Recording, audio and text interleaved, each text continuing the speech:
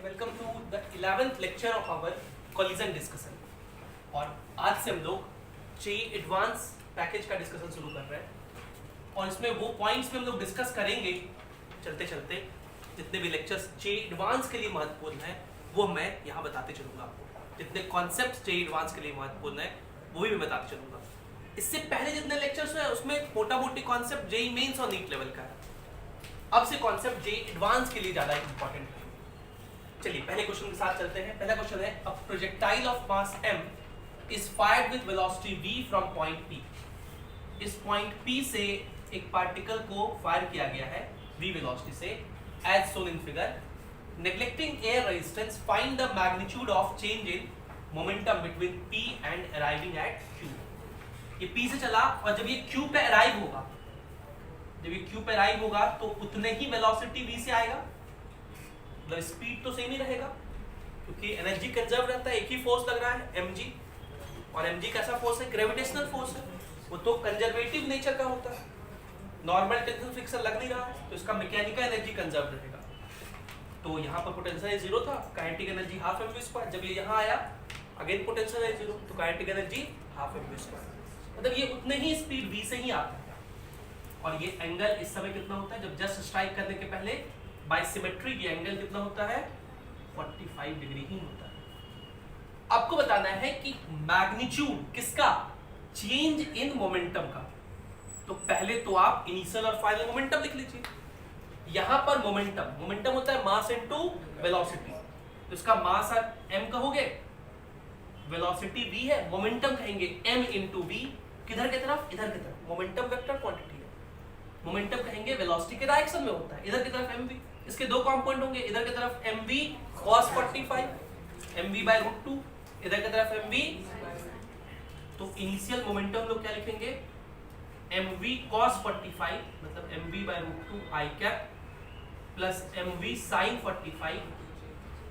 ठीक, जब ये यहां पहुंचा तब इसका फाइनल मोमेंटम ऐसे कहेंगे mv। अभी भी मोमेंटम कितना है? mv है, लेकिन डायरेक्शन अलग है। फिर से कंपोनेंट लिखेंगे। देखिए ये 45 है, ये एंगल 45 होगा, इसका इधर की तरफ कंपोनेंट mv cos 45, दूसरा कंपोनेंट नीचे की तरफ। तो फाइनल मोमेंटम क्या लिखेंगे हम लोग? mv/√2 i कैप और दूसरा mv/√2 माइनस j। इनिशियल और फाइनल मोमेंटम लिखिए। अब आप लिखिए change in momentum. Change in momentum क्या होता है? Final momentum minus. तो इसमें से इसको माइनस कर दीजिए। तो माइनस करेंगे तो ये वाला तो कट जाएगा, लेकिन ये वाला नहीं कटेगा। -2mv/√2j ये होगा। और आपसे इसका सिर्फ मैग्नीट्यूड पूछा है, डायरेक्शन नहीं पूछा है। तो सिर्फ मैग्नीट्यूड कितना करेंगे? ये √2 से 2 कट जाएगा और मैग्नीट्यूड के लिए तो माइनस j, अब तो डायरेक्शन लिखा, उसको छोड़ दीजिए। तो कितना आंसर हो जाएगा? √2mv। And hence C option is the correct one. अगला जो क्वेश्चन पूछा गया है वो ये है, बहुत सिंपल सा क्वेश्चन है, बस इसमें उल्लू बनाने की कोशिश किया है। क्वेश्चन पूछा गया कि एक पार्टिकल को प्रोजेक्ट किए हैं ग्राउंड से किसी एंगल पर हॉरिजॉन्टल के साथ, और t = 0 पे ऐसा किया गया। मतलब यही केस है, किसी एंगल पे फेंके, किसी इंस्टेंट t पे अगर उसका मोमेंटम p है, लीनियर मोमेंटम, और उसका काइनेटिक एनर्जी e है, तो बताइए मोमेंटम और काइनेटिक एनर्जी के बीच का ग्राफ क्या होगा? तो भाई मोमेंटम और काइनेटिक एनर्जी के बीच का ग्राफ पूछा है, तो उससे पहले वो मोशन कैसा कर रहा है उससे क्या ही मतलब हम लोग को। हम लोग ग्राफ किसके किसके बीच का पूछा है? मोमेंटम और, तो मोमेंटम और काइनेटिक एनर्जी में रिलेशन ढूंढेंगे। मोशन कैसा हो रहा है उससे क्या ही मतलब, और मोमेंटम और काइनेटिक एनर्जी में क्या रिलेशन होता है? ke kinetic energy = p²/2। ये ग्राफ होता है। अगर हम लोग y एक्सिस पे, ये मैं इस सवाल का आंसर देख रहा हूं, अगर हम लोग y एक्सिस पर E को दिखाएं और x एक्सिस पर P को, तो y एक्सिस पर E है और x एक्सिस पे क्या है? P है। तो x अगर P हो जाए तो ये क्या लिखेंगे? x² और बाकी कांस्टेंट। तो y प्रोपोर्शनल टू x² कहेंगे। कब? इफ p = क्या हो? x और y प्रोपोर्शनल टू x²। ये ग्राफ कैसा होगा? मतलब अगर E और P के बीच ग्राफ पूछता तो वो ऐसा है। पैराबोलिक ऐसा, y proportional to x square ऐसा पैराबोला होता है, और y square proportional to x ऐसा पैराबोला होता है। ये वाला, ये होता है y square proportional to x, और ये किसका ग्राफ है? हाँ। लेकिन ये ग्राफ किसके किसके बीच होता है? E और P के बीच। ये ग्राफ किसके किसके बीच होता है? E और ये ग्राफ यहां है, लेकिन वो किसके किसके बीच लिखा है? मतलब क्या ये ग्राफ सही है? नहीं, ये ग्राफ तो गलत है। समझ रहे? इसलिए एक्सिस का महत्व है। आप लोग गलती क्या करते हैं? आप लोग एक्सिस लिखते ही नहीं है। इसी ग्राफ को, इसी इक्वेशन को अगर हम ऐसा ग्राफ बनाए कि y एक्सिस पर तो E दिखाए, लेकिन x एक्सिस पर पूरा का पूरा p स्क्वायर दिखाए, पूरा का पूरा p स्क्वायर क्या हो गया? x। तब इसको y प्रोपोर्शनल टू x कहेंगे, और इस केस में x का वैल्यू कितना है? p square. तब ये क्या लिखा हुआ है? y proportional to x, straight line passing through origin. और देखिए ये e की जगह y लिखा हुआ है,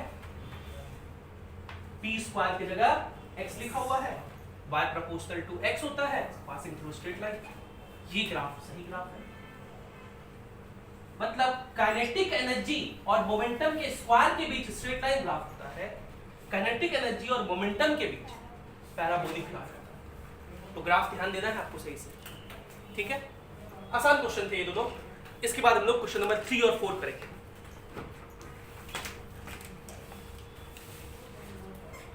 चलिए क्वेश्चन नंबर 3 पे चलते हैं हम लोग। क्वेश्चन नंबर 3 है कि एक बॉडी है, उसका मास है 1 kg, और ये इनिशियली रेस्ट पर है। तो हम लोग डायग्राम बना लेते हैं कि एक बॉडी है और इसका मास कितना है? 1 kg है, और ये इनिशियली रुका हुआ है। तो इस सिस्टम का इनिशियल मोमेंटम कितना हो गया? 0। और ये एक्सप्लोड करता है। तो मैंने आपको एक्सप्लोजन सिखाया है। एक्सप्लोजन एक एग्जांपल है किसका?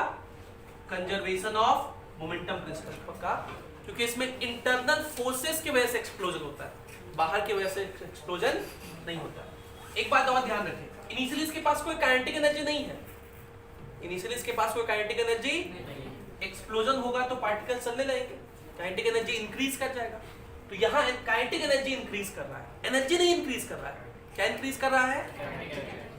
एनर्जी कंजर्व रहता है हमेशा, काइनेटिक एनर्जी कंजर्व नहीं है, इंक्रीज कर रहा है। कहां से काइनेटिक एनर्जी आता है?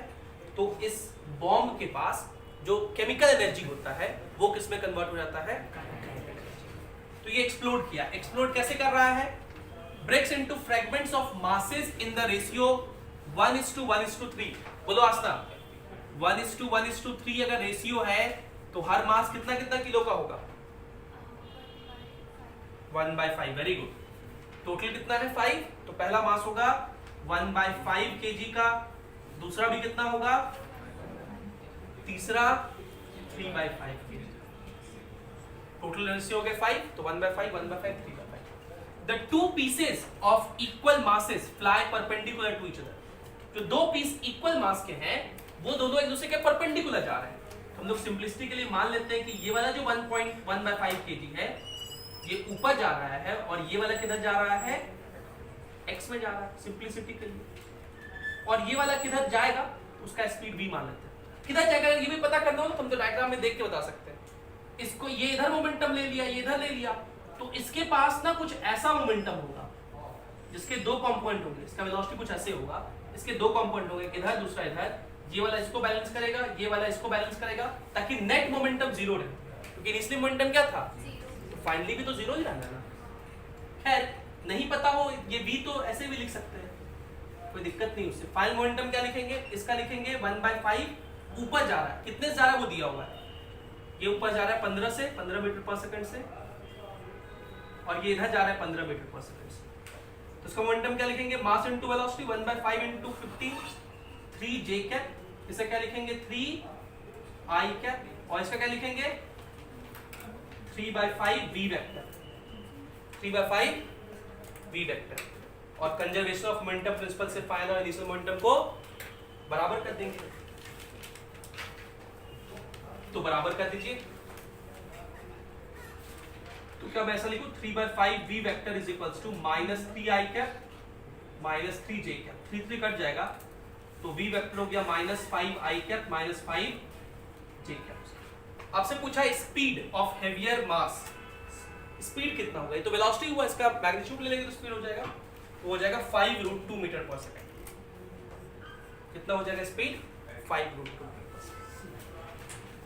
फोर्थ नंबर सवाल है कि एक बॉडी है, उसका मास है 3 kg and is acted upon by a force which varies as shown in figure. तो आपको किसका ग्राफ दिया हुआ है? फोर्स और टाइम ग्राफ का।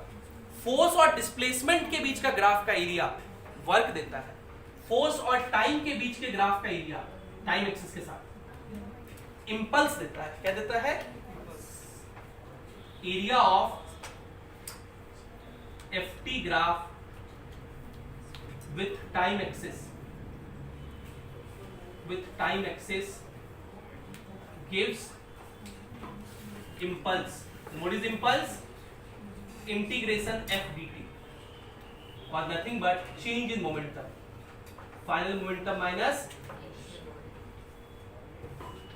और ये एरिया तो निकाल सकते हैं हम लोग। ये ट्रायंगल का एरिया कितना हो जाएगा? हाफ इंटू बेस हो गया 2 इंटू हाइट हो गया 10 प्लस ये रेक्टेंगल का एरिया 4 इंटू 10 40, तो 10 प्लस 40 कितना हो गया? 50।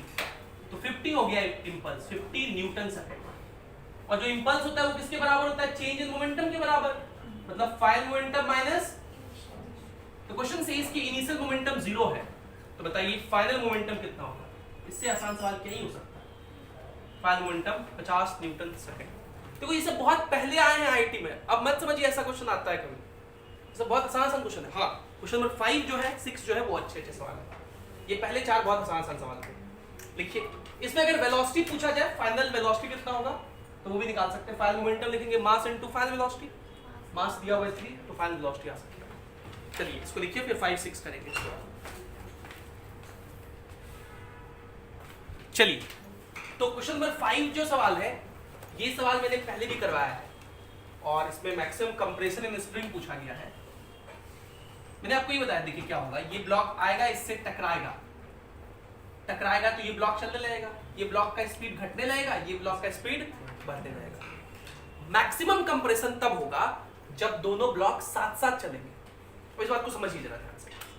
आप पूछ सकते हैं कि सर आपको कैसे पता है कि दोनों ब्लॉक जब साथ साथ चलेंगे तभी मैक्सिमम कंप्रेशन होगा? तो मैंने पहले भी आपको सिखाया था, अभी मैं वापस से सीधे सिखा रहा हूं। देखिए, उस समय स्थिति ये होगी, आप मेरे से कह सकते हैं कि सर ऐसा भी तो हो सकता है कोई एक तेजी से चल रहा हो, कोई एक स्लो चल रहा हो। तो हम लोग मान लेते हैं कि उस समय जब आप मैक्सिमम कंप्रेशन कह रहे हैं, हम लोग किस इंस्टेंट की बात कर रहे हैं? Maximum compression. मैं क्या कह रहा हूं कि मैक्सिमम कंप्रेशन तभी होगा जब दोनों ब्लॉक साथ साथ चलने लगेंगे, उस समय मैक्सिमम कंप्रेशन होगा। अब में से कोई कह सकता है सर अगर ये तेजी से चल रहा हो उस समय तो तब मैक्सिमम कंप्रेशन नहीं हो सकता है क्या? कहेंगे नहीं, उस इंस्टेंट पे नहीं हो सकता, क्योंकि जब ये तेजी से चल रहा होगा तब तो ये स्प्रिंग कंप्रेशन होने की जगह क्या होने लगेगा? इलॉन्गेशन होने लगेगा। और अगर ये तेजी से चलने लगे तो तब तो ये तेजी से चल रहा है, ये धीरे चल रहा है, मतलब तब स्प्रिंग और कंप्रेस होने वाला है, तब उसे मैक्सिमम कंप्रेशन कैसे कह सकते हैं? समझ रहे मेरी बात? आप कह सकते हैं कि सर ये तेजी से चल रहा हो, ये स्लो चल रहा हो, तो अगर ये तेजी से चल रहा है तो स्प्रिंग तो और कंप्रेस होगा ना। लेकिन मैं क्या कह रहा हूं, हमें क्या निकालना है? तो ऐसा हो सकता है कि ये तेजी से चलेगा, ये धीरे चलेगा, तो और कंप्रेस होगा, तो और कंप्रेस होने से इसका वेलोसिटी घट जाएगा, इसका वेलोसिटी, मतलब जिस इंस्टेंट पर मैक्सिमम कंप्रेशन होगा दोनों ब्लॉक, और अगर दोनों ब्लॉक साथ साथ चल रहे हैं, सेम वेलोसिटी से चल रहे हैं, this is a classical example of perfectly inelastic collision, perfectly inelastic collision। और हम लोग जानते हैं perfectly inelastic collision में क्या होता है? काइनेटिक एनर्जी का मैक्सिमम लॉस होता है, और वो maximum loss of kinetic energy होगा। वो लॉस ऑफ एनर्जी कहां जाएगा? इसी स्प्रिंग के पोटेंशियल एनर्जी में स्टोर हो जाएगा। So kinetic energy lost will be stored as spring potential energy. और कितना काइनेटिक एनर्जी लॉस होगा इसका हम लोग फॉर्मूला ड्राइव किए हैं, ये होता है half mu into velocity of approach का स्क्वायर। परफेक्टली इलास्टिक कोलिजन में इतना काइनेटिक एनर्जी लॉस होता है, और कितना पोटेंशियल एनर्जी स्टोर होगा? हाफ के एक्स मैक्स का स्क्वायर। इसमें सारा डेटा दिया हुआ है, रख के कैलकुलेट कर देंगे। What is mu? म्यू बोलते हैं रिड्यूस्ड मास को। म्यू क्या होता है, जिसका फॉर्मूला होता है m1 into m2 bye m1 plus m2। इस केस में हो जाएगा 2 इंटू 2 4 बाय 2 प्लस 2 4, मतलब 1 kg। और velocity of approach, velocity of approach collision के पहले का होता है यहाँ पे, तो ये 1 से चल रहा था, ये रुका हुआ था, तो velocity of approach basically 1 metre per second. Velocity of approach 1 metre per second और म्यू का वैल्यू 1 kg। क्या रख देंगे, तो हाफ तो कट गया, म्यू का वैल्यू कितना हो गया 1, वेलोसिटी ऑफ अप्रोच का स्क्वायर, तो 1 का स्क्वायर 1 ही होगा, हाफ तो कट चुका है, k कितना है 100 इंटू एक्स मैक्स का स्क्वायर, ये 100 नीचे आ जाएगा तो एक्स मैक्स हो जाएगा 100 का रूट, तो 1/10 मीटर। सब कुछ हम लोग ऐसा ही सिस्टम में रखे हैं, 1/10 मीटर आंसर हो जाएगा, इसका मतलब 10 सेंटीमीटर। 1/10 मीटर क्या बोलते हैं हम लोग, 10 सेंटीमीटर, इसलिए ऑप्शन बी सही। अगला एक one of my favourite question है, क्वेश्चन नंबर 6। ये दोनों 5 और 6 दोनों मेरा फेवरेट क्वेश्चंस में से एक है। ये दोनों क्वेश्चंस जे एडवांस लेवल के हैं। देखिए क्वेश्चन नंबर 6 है कि एक बॉल है यहाँ पे 1 kg का, और ये जो धागा है ना, ये धागा पूरा ऐसे, ये स्ट्रिंग है, और यहां से इस इंस्टेंट से इस बॉल को रिलीज कर दिए, तो क्या होगा, आप इमेजिन करिए ऐसे धागा है, ब्लॉक बॉल लगा हुआ है, इसको रिलीज कर दिए, तो ये नीचे गिरेगा, नीचे गिरेगा, जब ये स्ट्रिंग, ये बॉल गिर रहा है नीचे, जब ये यहां तक आएगा तो क्या धागा टाइट होगा, नहीं, अभी पूरा धागा का लेंथ कहां गिरा है वो, तो ये धागा कब टाइट होगा, पहले तो ये यहां गिरेगा, फिर ये और गिरेगा 2 मीटर, जितना धागा का लेंथ है, मतलब टोटल जब ये 4 मीटर नीचे गिरेगा तब धागा क्या होगा, टाइट होगा। टाइट होने के जस्ट पहले ये कितना नीचे गिरेगा, समझ में आ रहा है आप लोग को भाई? अच्छा ये बताओ, ये पार्टिकल यहां से इसको, ये ज्ञानेंद्र जो है, ज्ञानेश भट्ट, इसको क्या दिक्कत हो रहा है कि सर ये यहां पे काहे नहीं रुकेगा, रुक रहा है, मतलब ये यहां काहे नहीं रुकेगा, ये समझ में आ रहा है? अच्छा, ये यहां से चलेगा, यहां नहीं रुकेगा, क्यों नहीं रुकेगा, क्योंकि अभी धागा टाइट नहीं हुआ, ये और नीचे जाएगा, यहां जाके जब ये 2 मीटर और चल देगा पार्टिकल, तब टाइट होने की स्थिति आ जाएगी। टाइट होने से जस्ट पहले जो मोमेंटम होगा उसको क्या बोलेंगे, इनिशियल मोमेंटम। टाइट होने से जस्ट पहले ये जो पार्टिकल है वो कितने वेलोसिटी से नीचे जा रहा होगा, तो v हम लोग जानते हैं कितना होता है, √2g। अगर h हाइट से किसी पार्टिकल को रिलीज करते हैं तो √2g, और h की वैल्यू कितनी है 4, तो ये हो जाएगा 4 का रूट बाहर आ गया, 2√2g, ये हो गया वेलोसिटी। ये क्या हो गया, मोमेंटम होता है मास इनटू वेलोसिटी। मास कितना है इसका 1 kg, तो 1 इंटू ये करेंगे तो यही रह जाएगा, मतलब 2√2g, इतना मोमेंटम होगा किधर की तरफ, -j क्या, और जस्ट बाद जैसे ही धागा टाइट होगा तब वो पार्टिकल कहेगा भाई कहां जा रहा है, रुक जा, अब तो हो जा नहीं सकता, मतलब फाइनल मोमेंटम क्या हो जाएगा, मोमेंटम चेंज हुआ कि नहीं हुआ, और जो मोमेंटम चेंज करवाता है उसे क्या बोलते हैं, इंपल्स। जितना मोमेंटम चेंज हुआ उसी को इंपल्स कहते हैं। तो चेंज इन मोमेंटम को ही किस नाम से जाना जाता है, इंपल्स से। आपसे इंपल्स ही पूछा गया, फाइनल माइनस कैंसिल कर देंगे, दिस माइनस दिस, तो हो जाएगा 2√2g इसी के अंदर, और j क्या, 0 minus minus this, magnitude wise ये कितना है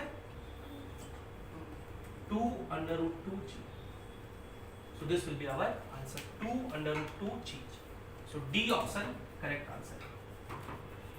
दो सवाल हम लोग और करते हैं, क्वेश्चन नंबर 7 और 8, लिखिए इसको, फिर 7 8 करेंगे।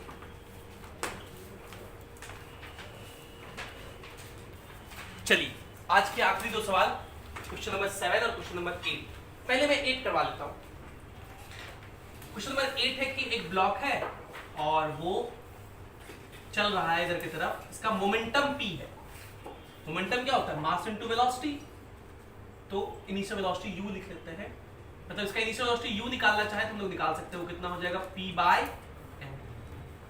अब क्योंकि ये सरफेस रफ था तो इसका वेलोसिटी घटने लगा और फाइनली ये यहां जाके रुक गया, स्टॉप से x डिस्टेंस ट्रेवल कर, ये दिया हुआ है x डिस्टेंस ट्रेवल किया हुआ है। क्या क्या दिया हुआ है term, x is given to you, m mass is given to you, p linear momentum is given to you.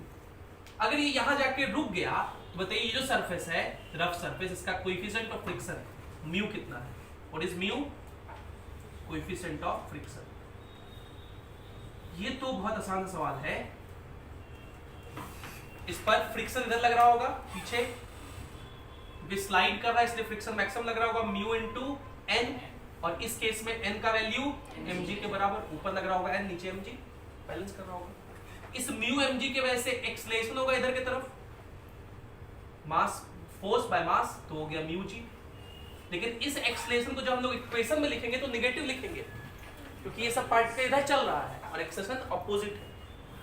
हम लोग इक्वेशन लिख देंगे, कौन सा equation, v square is equals to u square plus 2as, और ये किधर की तरफ इक्वेशन लिख रहे हैं, राइटवर्ड में।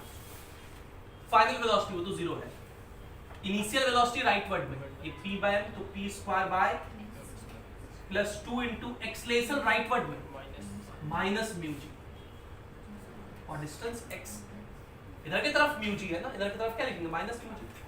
इसको इधर भेज देंगे तो म्यू का वैल्यू हो जाएगा p square by 2 gx m square, ये म्यू का वैल्यू हो जाएगा। एक लाइन में आंसर आ जाएगा। ये कौन से ऑप्शन में है, डी में, जिसमें भी ऑप्शन में होगा देख लीजिएगा, ए में है। अच्छा, क्वेश्चन नंबर 7 में देखिए, 7 नंबर सवाल है, एक ट्रक है और ये मूव कर रहा है स्मूथ हॉरिजॉन्टल सरफेस पे यूनिफॉर्म स्पीड u से। तो एक इस तरह से ट्रक है, ये ट्रक चल रहा है कितने से, u से, और इस ट्रक में स्टोन का डस्ट है, स्टोन डस्ट है जो कि डेल्टा m लीक कर गया। लीक करना समझते हैं आप लोग, लीक करने का मतलब मान लीजिए यहां कहीं होल था बॉटम पे, जिसके वजह से डस्ट नीचे फॉल कर जाएगा through the truck hole in bottom, hole कहां है, बॉटम में, इन डेल्टा टी टाइम कितना स्टोन डस्ट रिलीज हो गया, डेल्टा एल। तो बताइए कि क्या इस ट्रक का मोमेंटम चेंज होगा, और अगर इस ट्रक का मोमेंटम चेंज होगा तो पहले इसका मोमेंटम रखने के लिए फोर्स लगाना पड़ेगा, क्योंकि होगा मोमेंटम चेंज बाय टाइम।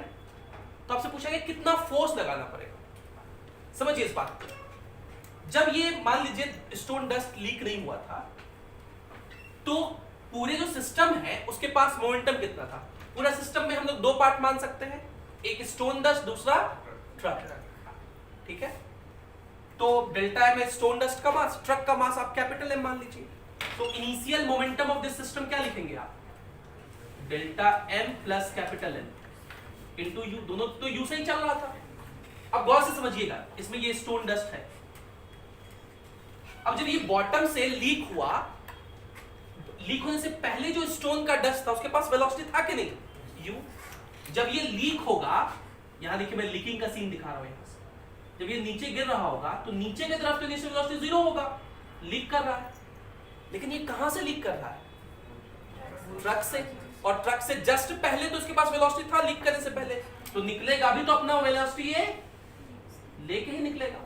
ये जो डेल्टा है हॉरिजॉन्टल डायरेक्शन में, बोलिए, मतलब ये जो स्टोन डस्ट निकला तो अपने वाला momentum delta m into u वो लेके निकला, बोलिए।